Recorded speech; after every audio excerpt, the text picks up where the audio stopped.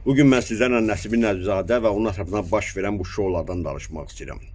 Bəli, ATV-nin əməkdaşı, narkotik qəbul edicisi, sonradan bu xəstəliyə yoluxmuş və reabilitasiya mərkəzində güya müalicə olunur. Və dedilər ki, müalicə olunur, çıxartdılar, reklam elədilər, sonradan məlum oldu ki, qaçıb. Sonra dedilər, yox, qaçmayın, biz bunu şou yaratmışıq. Bax, ən təhlükəsi də bax budur. İnsan talihi deyil, bu təkcə insan, bu bizim gələcəyimiz haqqında gedən şoudur. Hər bir insan fikirləşir ki, gənc nəsildən mən də gedib narkotik bir-iki dəfə istifadə eləyərəm və sonra da gedib hansısa reabilitasiya mərkəzində şou yaratmaqla müalicə olaram.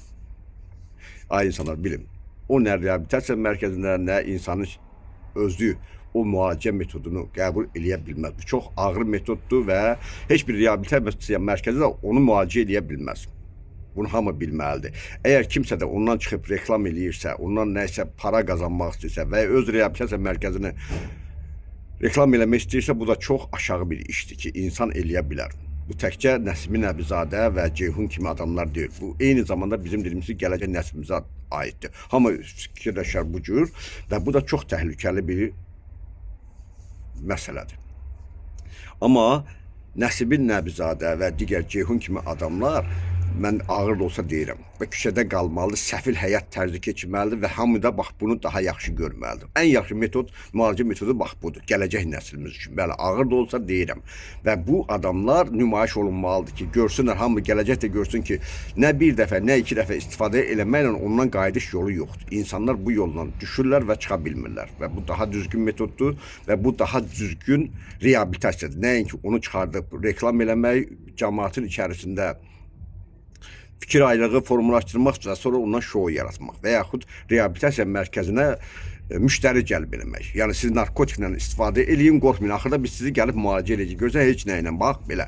Yax bu ən təhlükəli metodlardan dediyim kimi biridir.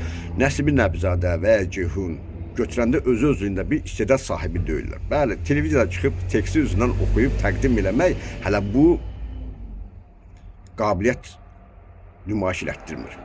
Nə özünün bir proqramı olub, nə özünün bir aparıcılıq qabiliyyəti olmayıb. Yəni teksti üzündən oxumaq, bütün jurnalistika fakültəsini qutaran adamlar hamısı onu eləyə bilər. Ya adi insanlar da məşq eləsələr teksti üzündən oxuyub təqdim eləməyə nə var ki? Amma bunun bugünkü gündə reklam olunması bu səviyyədə bu çox təhlükəlidir. Yəni onun üzərində şou yaratmağı çox təhlükəlidir. Həmin adamlar dediyim kimi çox ağır müalicə metodları var. İnsanlar bəzən çarmıxa çəkilir. Keçmişdə olduğu kimi, bəli, insan asıllığından qurtarmağın yolu yeganə budur. Bəzən insan həyatına başa gəlir. Sağ olun.